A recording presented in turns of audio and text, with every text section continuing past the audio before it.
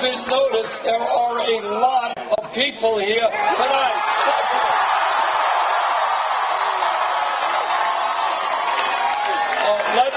Let me thank Love Defenders, Lauren Wakefield, Jonah Matronga, Joe Kai, Norma Akella, Bill Camp, and last of all, let me thank Danny Glover.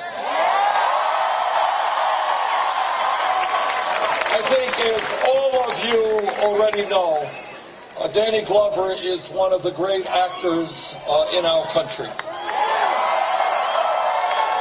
What you may not know is that for many decades now, Danny has been a real fighter in this country for social justice, for economic justice, for racial justice. Danny, thank you for all that you're doing.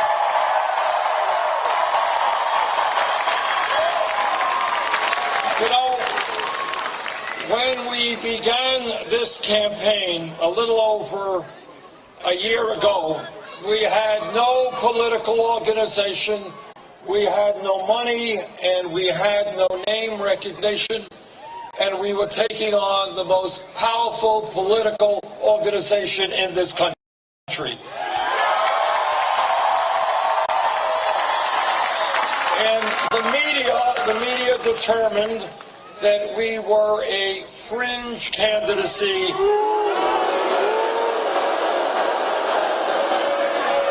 You see, who would have believed that millions of Americans want a political revolution?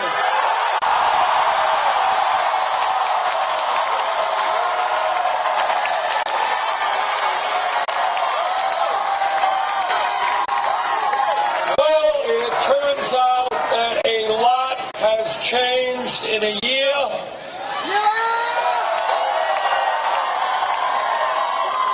Corporate establishment is getting nervous.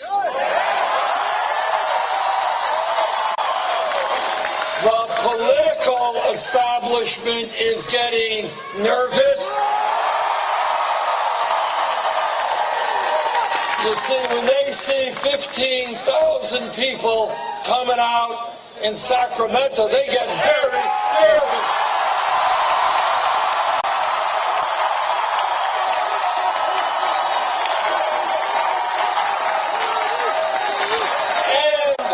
Should be getting nervous because real change is coming.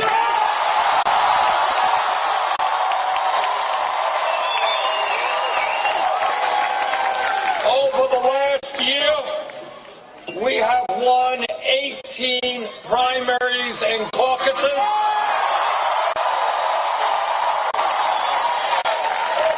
Nobody can predict the future, but I think we got a good shot to win in West Virginia, in Kentucky, and in Oregon.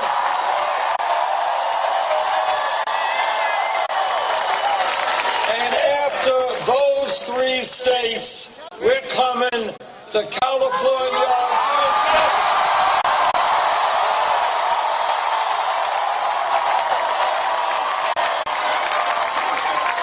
And with your help, we are going to win the biggest prize of all, the California primary.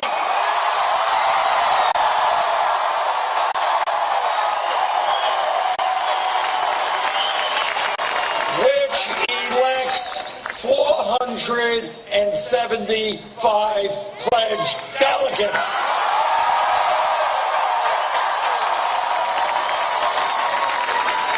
And today I'm happy to tell you that despite taking on the entire Democratic political opposition, members of Congress and the senators and the governors and the mayors, we have won up to this point over 45% of all pledged delegates.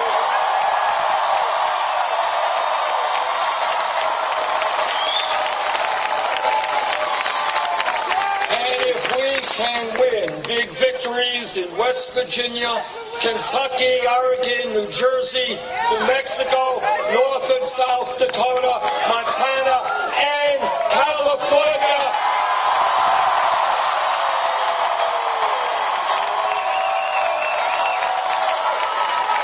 We have the possibility. It is a steep hill to climb, and I acknowledge that, but we have the possibility of walking into the Democratic convention with a majority of pledged delegates.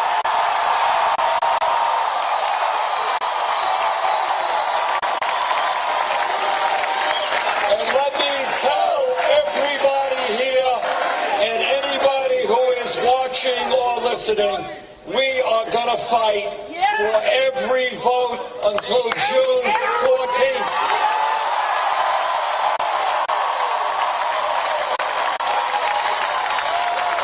And we are going to take the political revolution into the convention in Philadelphia.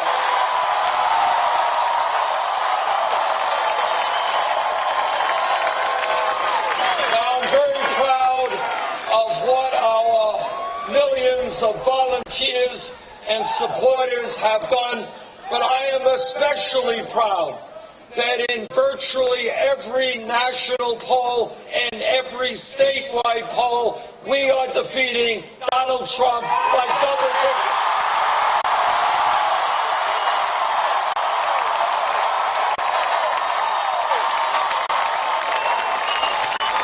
And we are defeating Trump by bigger margins than his Secretary Clinton.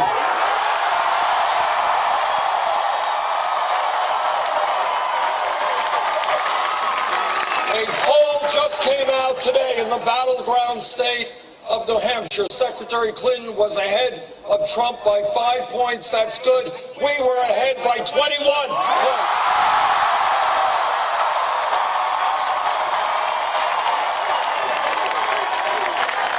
So I say to the Democratic Party, if you want to make absolutely certain we defeat Donald Trump, if you want to make absolutely certain that we have an energetic grassroots campaign which results in a large voter turnout, this is the campaign to support.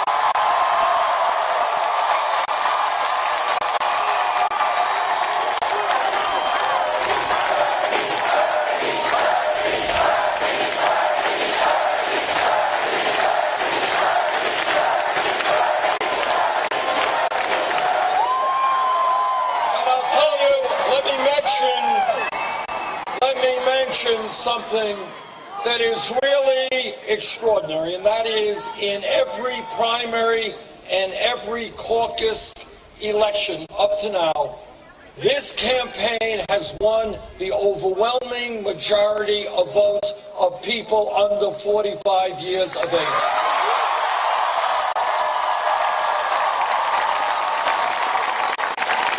And what that tells me, and should tell everyone, is that our vision of a nation which strives for economic, social, racial, and environmental justice is the vision for America's future.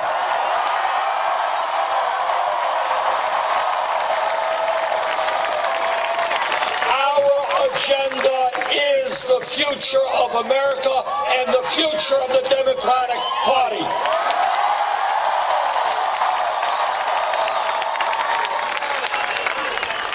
A campaign is about issues and it is about ideas. Let me be very straightforward and mention to you some of the areas where Secretary Clinton and I have profound differences of opinion.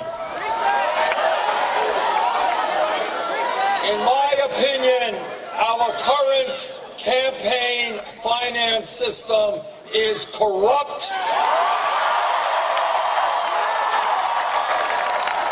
and it is undermining American democracy. Democracy is one person, one vote. It is not about billionaires billionaires and Wall Street and their super PACs buying elections.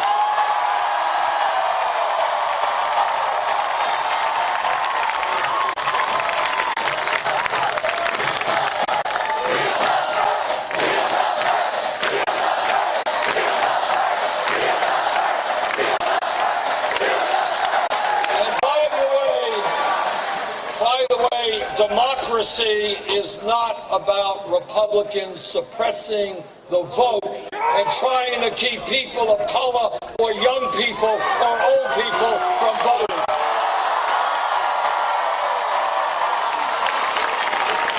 Together, we are going to overturn that disastrous Citizens United Supreme Court decision.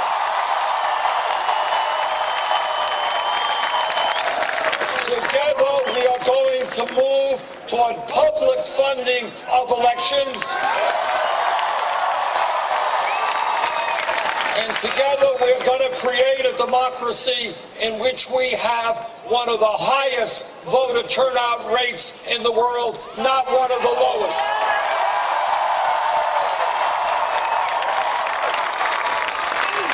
In terms of campaign finance, it is important that we not only talk the talk, but that we walk the walk. When we began this campaign, we had to make a very important decision. Do we do what every other campaign has done, and that is start a super PAC?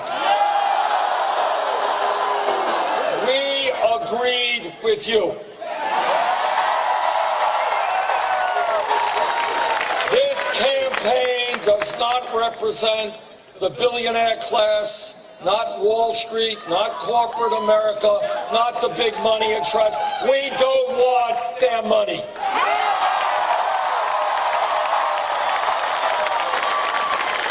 But we did something which in this day and age is very unusual. We said to the working families of this country, if you want a candidate who's going to stand with the middle class and take on corporate greed, we need your help. We do! And over the last year, something amazing and unbelievable has happened. We have received over 7.3 million individual campaign contributions.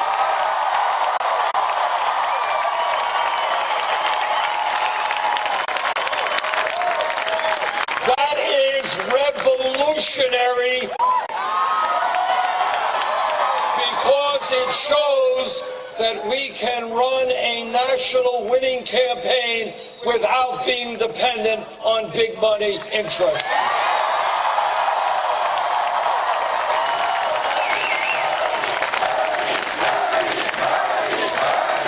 Does anybody here know what our average contribution is?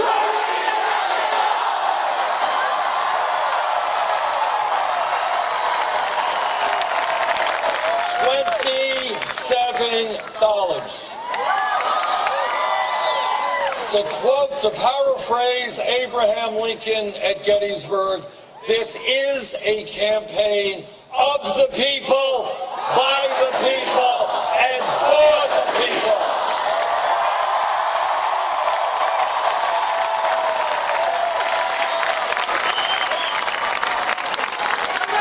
Now, Secretary Clinton has chosen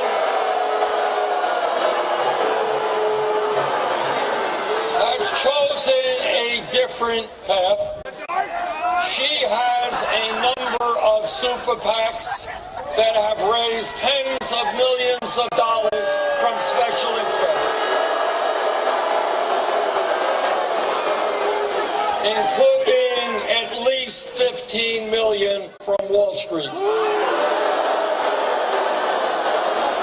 Secretary Clinton has also given speeches on Wall Street for $225,000 a speech.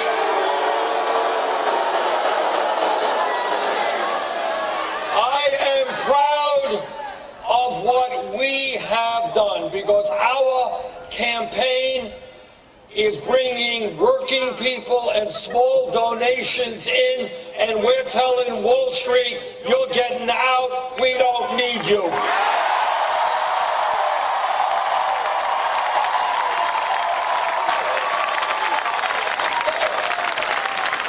In this country today, we have a federal minimum wage of $7.25 an hour. That is a starvation wage. We've got to raise that minimum wage to a living wage.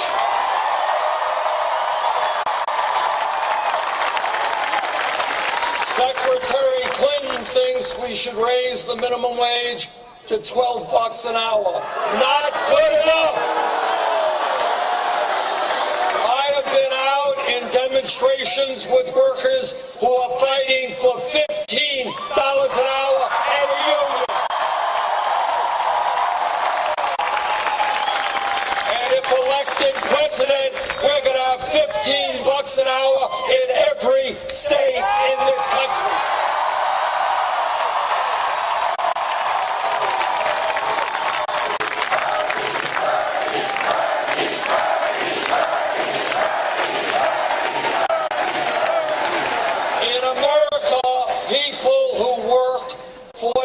A week should not live in poverty.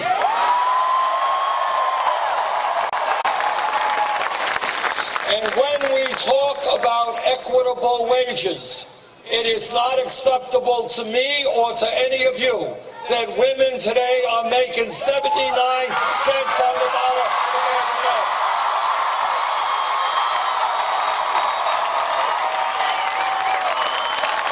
And I know that every man here will stand with the women in the fight for pay equity.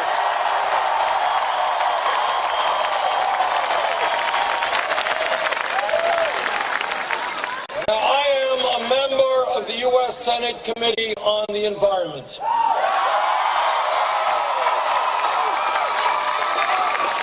And I don't have to tell anybody in California what the scientists all over this world are telling us. And that is that climate change is real. Climate change is caused by human activity. And you well know that here in California, all over our country, all over the world, climate change is already causing devastating harm. I am proud to tell you that I have introduced the most comprehensive climate change legislation in the history of the Senate.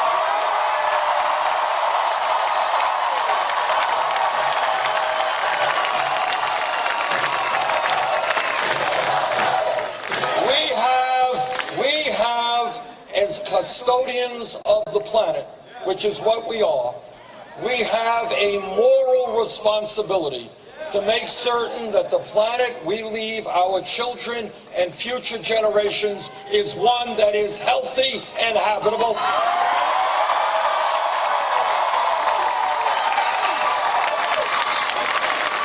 And that is why together we are going to tell the fossil fuel industry that their short-term profits are not worth it to destroy the future of this planet.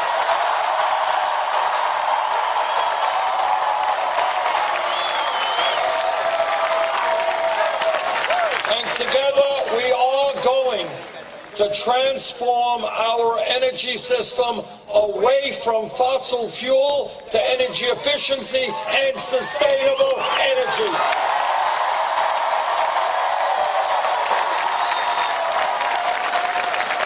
And when we create a massive effort towards solar, toward wind, toward geothermal, we are going to create millions of decent paying jobs.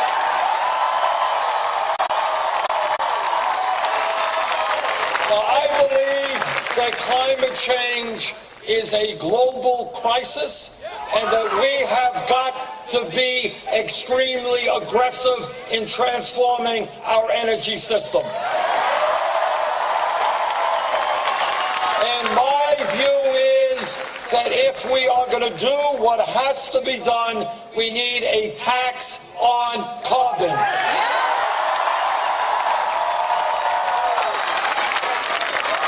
That is my view. That is not the view of Secretary Clinton. Now, when we talk about environmental crises, a looming crisis is whether our country and the world will have the clean drinking water that we need.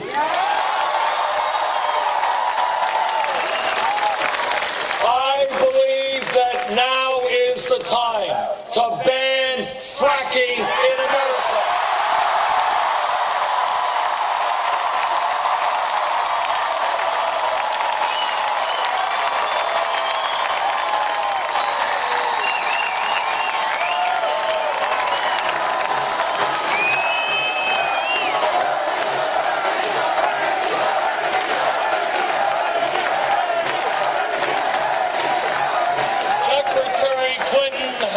A different point of view. When she was Secretary of State, she actually promoted fracking in foreign countries.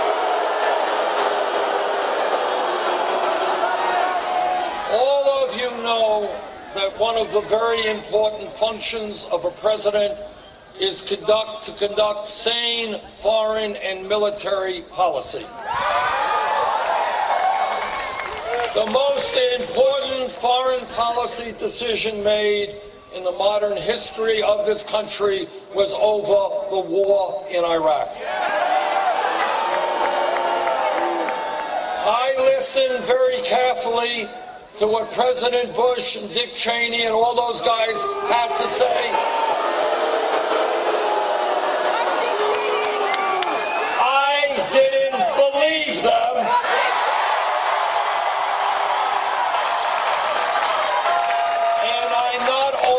Voted against that war, but led the opposition to that war.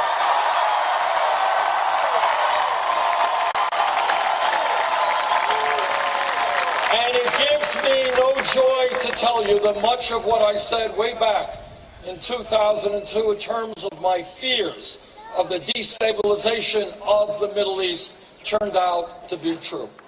Now, Secretary Clinton was then senator from New York State. She heard the same evidence as I did. She voted for that disastrous war.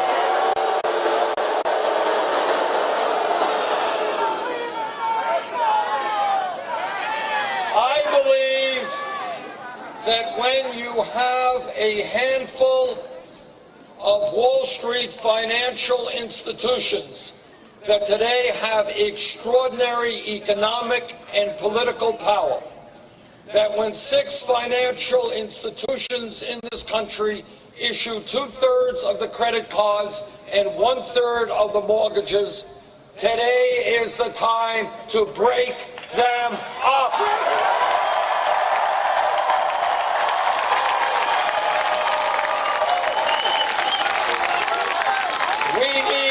Financial system that works for small and medium-sized businesses and for consumers, not an institution that functions as an island unto itself, only concerned about their profits.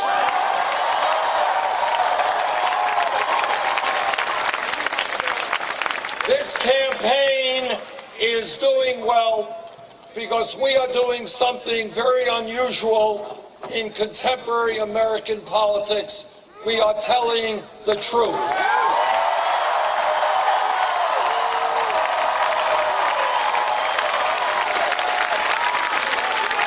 And the truth is not only that we have a corrupt campaign finance system, the truth is that we have a rigged economy.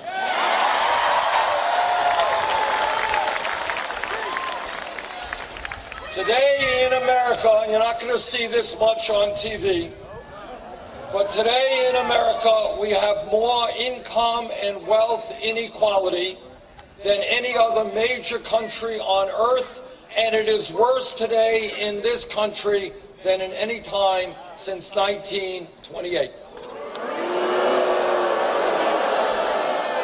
Today in America, the top 0.1% now owns almost as much wealth as the bottom 90%.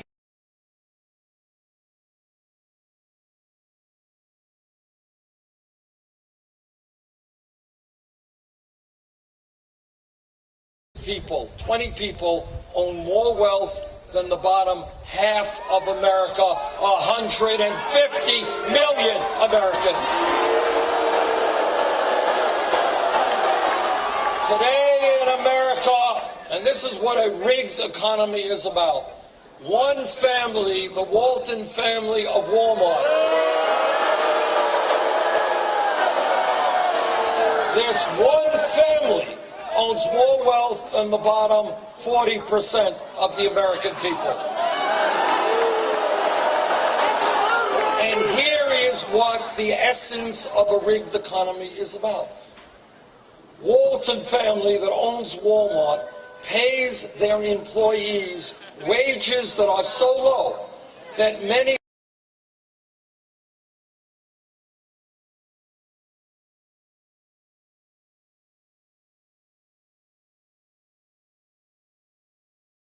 to subsidize.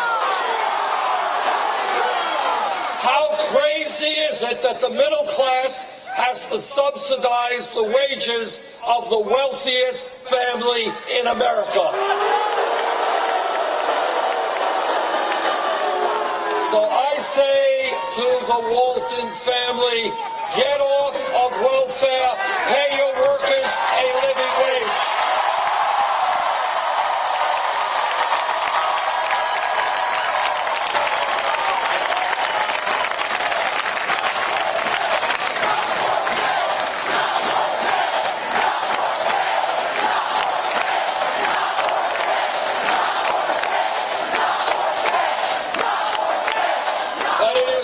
Just inequality and a gross inequality in wealth. This is what's going on in America, and you all know this as well as I do.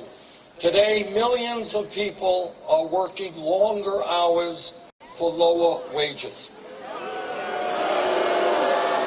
Today in America, we have millions of people who are working not one job, they're working 2 jobs and 3 jobs just to assemble enough income and health care to take care of their families. Today in America, mom is working full-time, dad's working full-time, the kids are working, and today 58% of all new income is going to the top 1%.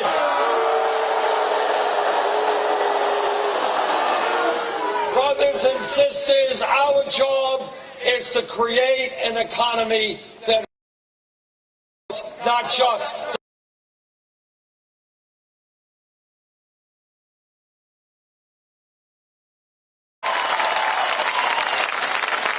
there are communities throughout this country where unemployment rates for young people are 30, 40, 50%. I was in Flint, Michigan a couple of months ago. Is the young people of this country.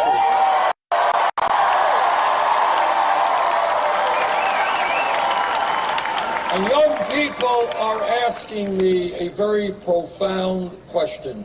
How does it happen that for the first time in the modern history of the United States of America, the young generation today, unless we change the system, will have a lower standard of living than their parents? Now, my dad came to this country at the age of 17 without a nickel in his pocket, and he never made any money. But like millions of other parents, he and my mom worked hard so that their kids could do better than they do. That was called the American dream.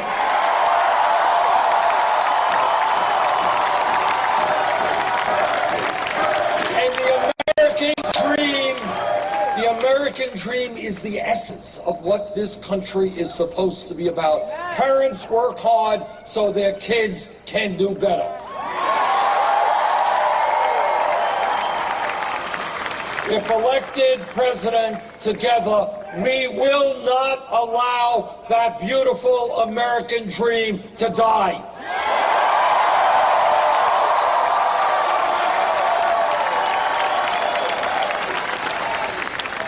And what young people are also asking me is they are saying, how does it happen that when we do what our parents said, what our teachers said, what our community said, when we go out and get the best education that we can, why do we find ourselves $30,000, $50,000, $70,000 in debt?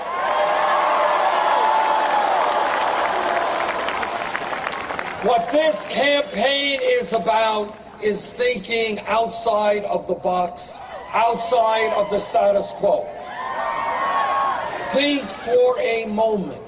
Why should we be punishing millions of Americans for doing the right thing and getting the education that they need?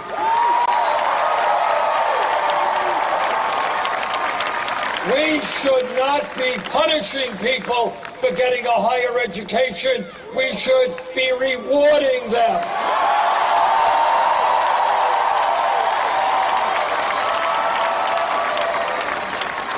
"50 years ago, if you had a high school degree, you were doing pretty well. You could go out, get a decent job, and make it into the middle class. The world has changed, the economy has changed, technology has changed, education has changed. And the reality is that today, people need more education. And that is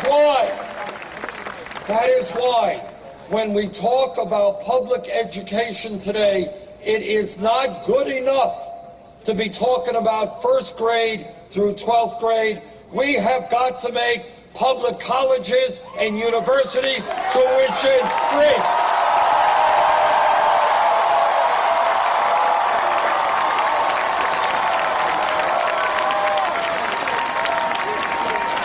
Does anybody here think that that is a radical idea? It is absolutely not a radical idea. It is a very commonsensical idea. It exists already in Germany. It exists in Scandinavia. And guess what? This may surprise you, but 40 or 50 years ago, that idea existed here in the state of California.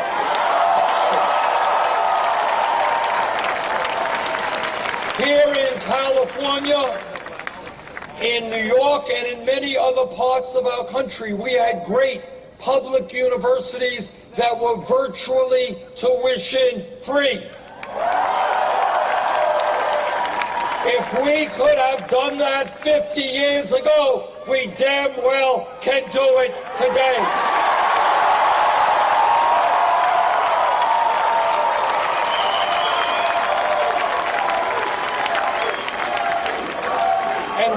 Talk about making public colleges and universities tuition free, I want you to understand the implications of that. It means that today in Sacramento, there is a kid in the 4th grade whose parents never went to college, whose family doesn't have a lot of money. And that child today, in the bottom of his heart, does not believe that there's any chance on God's earth that he or she will ever make it to college. But when we make public colleges and universities tuition free, we are saying to every child in this country, if you study hard, if you take school seriously, yes, regardless of the income of your family, you will be able to get a college education.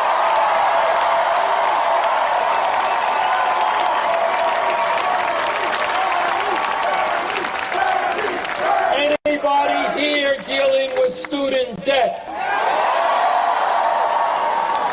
Well, you're not alone. Millions of people in the same boat.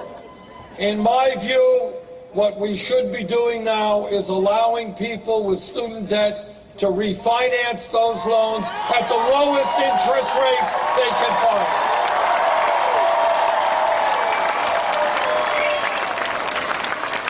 Every day I am being attacked by the establishment media or by my opponents, and they're saying, Bernie, you're Santa Claus, you're thinking too big, you're giving away free tuition here, you're lowering student debt. How are you going to pay for it? Well, let me tell you how we're going to pay for it.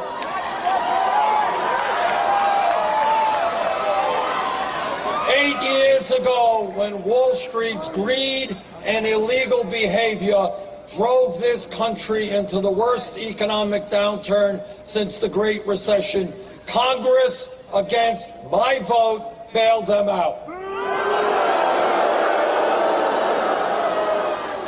I believe that now that Wall Street is doing just fine, we should impose a tax on Wall Street speculation.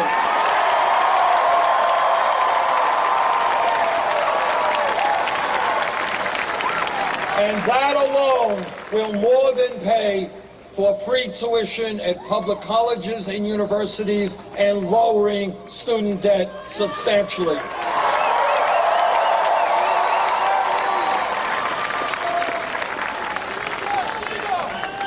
This campaign is listening to our brothers and sisters in the Latino community.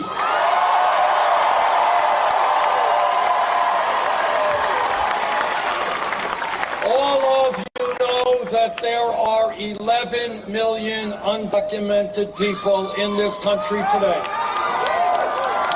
And many of those people are being exploited at work, because when you have no legal status, your employer can do anything he wants to you. We have got to move toward comprehensive immigration reform and a path toward citizenship.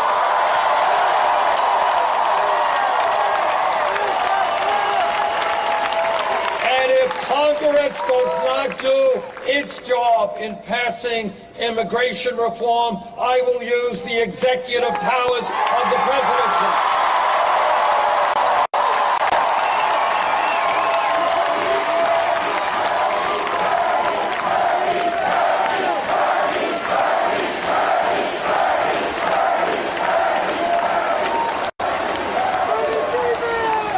Our immigration policy should be to bring families together, not divide them up.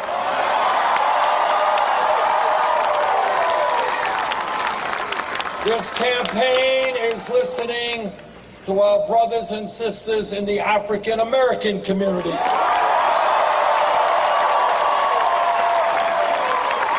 And they're asking me, how does it happen that we have trillions of dollars to spend on a war in Iraq we never should have gotten into, while inner cities all over this country are crumbling?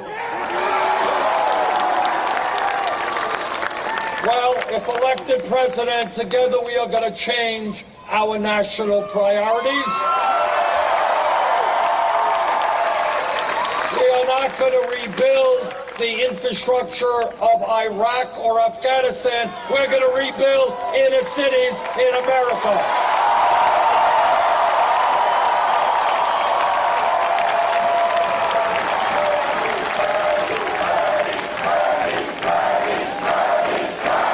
This campaign is listening to our brothers and sisters in the Native American community.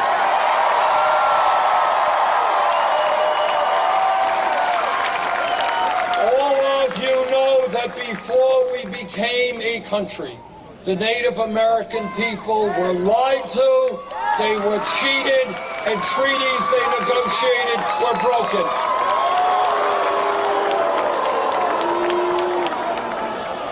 We owe the Native American people a debt of gratitude that can never be repaid.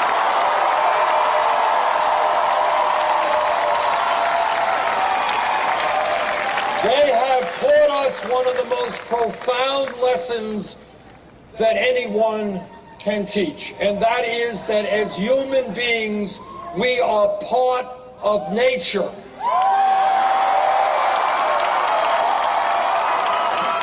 That we have got to coexist with nature. And that if we destroy nature, we are destroying the human species.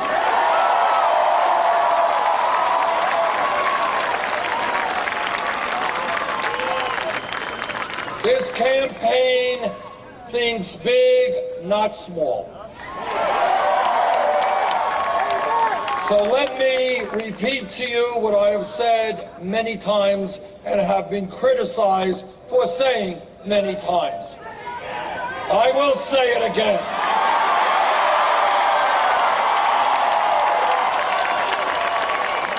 And that is, in my heart of hearts, what I believe more strongly than I believe almost anything, is that health care is a right of all people, not a privilege.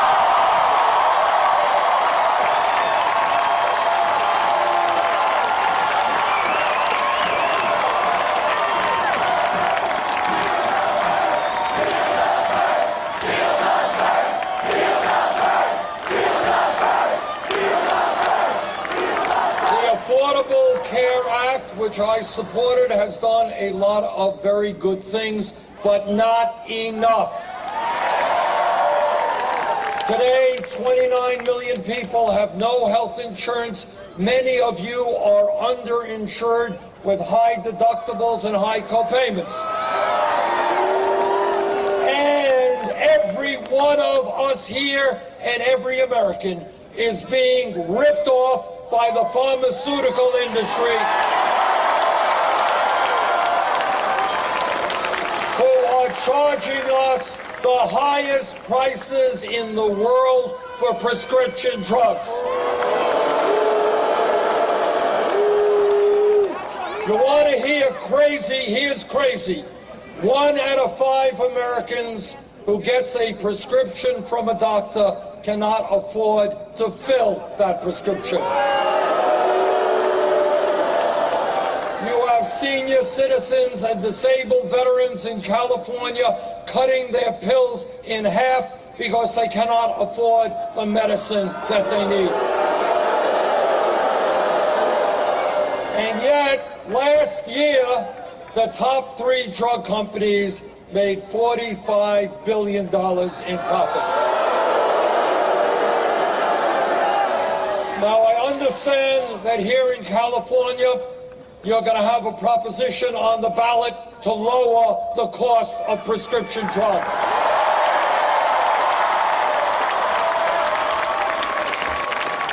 California, if it passes that proposition, can play a profound role in this country in telling the drug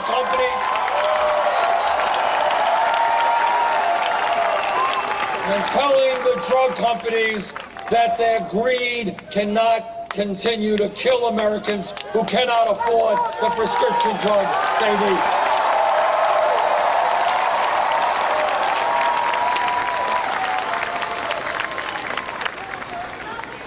Let me give you some reassuring news, and that is Donald Trump is not going to become president of the United States.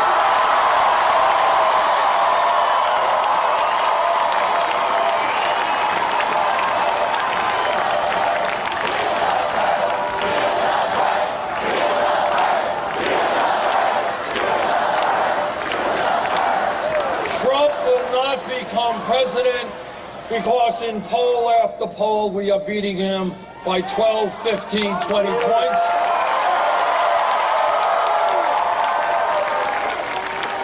He will not become president because the American people do not believe, as he does, that we should give huge tax breaks to billionaires and not raise the Social Security.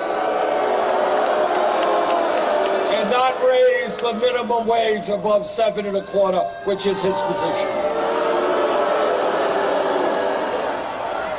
Donald Trump will not become president because the American people will not elect a candidate who insults Latinos and Mexicans,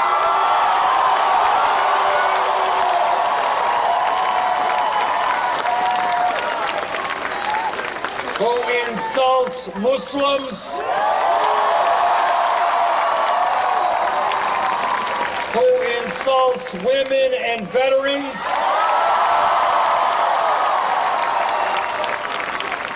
who insults African Americans. Let us not forget that Trump, before he ran for president, was one of the leaders of the so-called birther movement. And that was a very, very ugly effort to try to delegitimize the first African American president we have ever had. Donald Trump will not become president because the American people understand that our strength is in our diversity.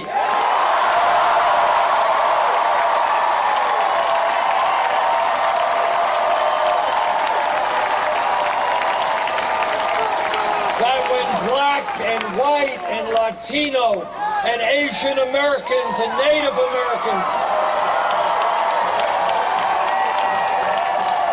when gays and straight and men and women stand together,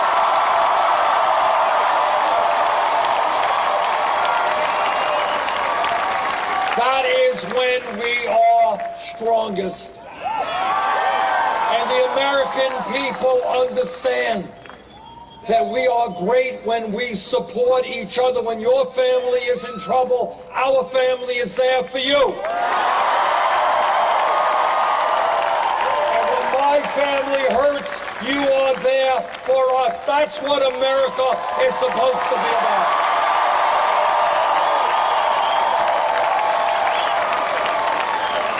And the American people understand that supporting each other always trumps selfishness. And most importantly, the American people understand what every major religion on earth has always taught us, is that at the end of the day, love always trumps hatred.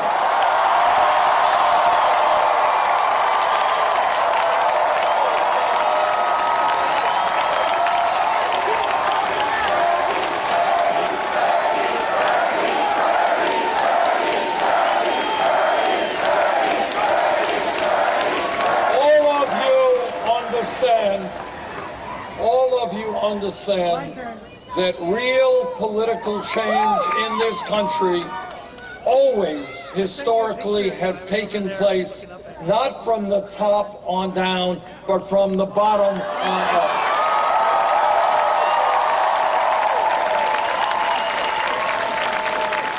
"100 years ago, when workers had no rights, when they were working 7 days a week and 12 hours a day, when children were working in factories, workers stood together and said, enough is enough. We are going to have dignity on the job. We're going to form trade unions."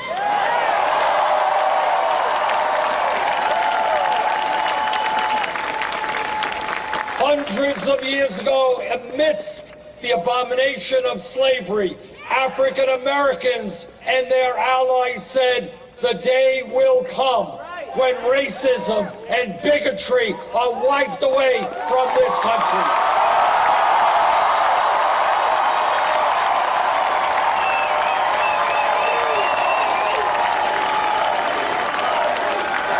And people at the grassroots level struggled and were beaten and were killed and went to jail to fight to make America a non-racist society.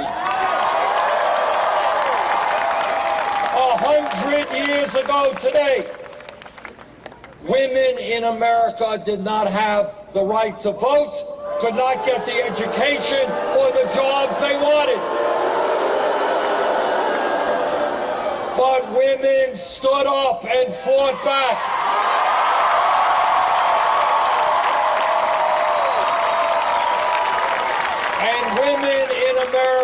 and their male allies said, women will not be second-class citizens in this country.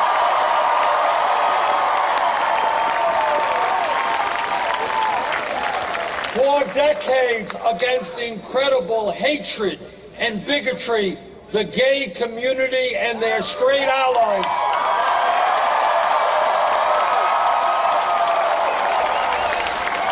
fought back to say that in America, people have the right to love whoever they want, regardless of their gender.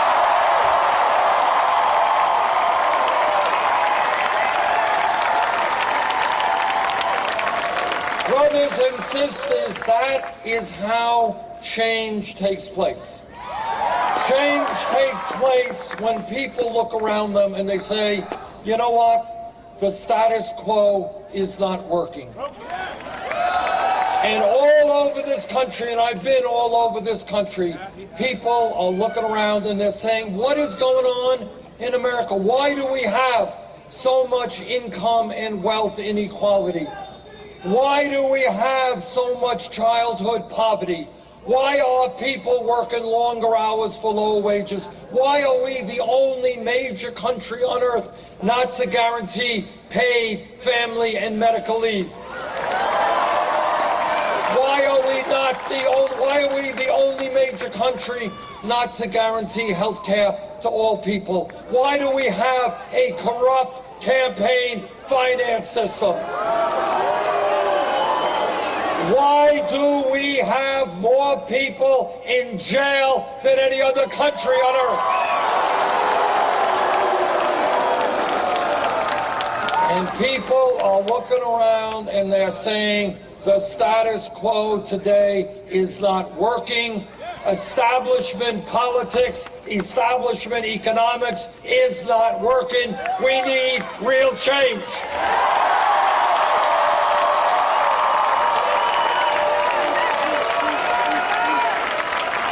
And that is what this campaign is about. This campaign is honest enough to tell you that no president, not Bernie Sanders or anybody else, can do it alone. The only way we transform this country is when people all over America, by the millions, begin to stand up, fight back, and demand a government that represents all of us.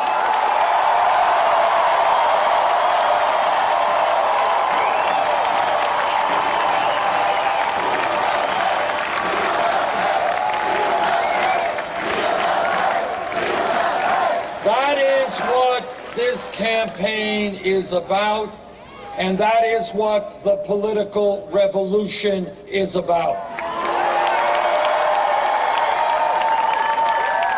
June 7th, here in California, you are going to have an enormously important Democratic primary.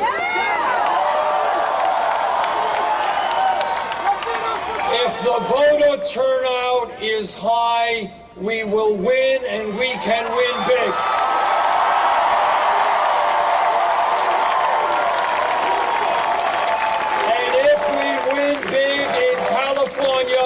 We can win a majority of the delegates we need.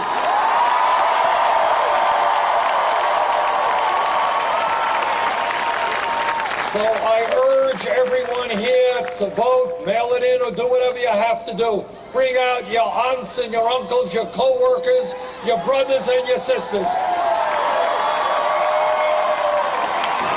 Let us have the largest voter turnout in Democratic primary history.